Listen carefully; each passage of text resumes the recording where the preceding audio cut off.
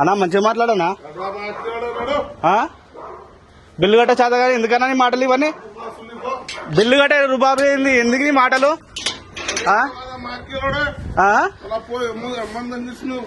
ఎవరమ్మని? నీ అమ్మ ఎవడు ఏడు? నీకు లేదమ్మా? నీకు లేదమ్మా? నీకు లేదన్నా? అమ్మ లేదా? నీకు లేదా అమ్మ? నీకు లేదా?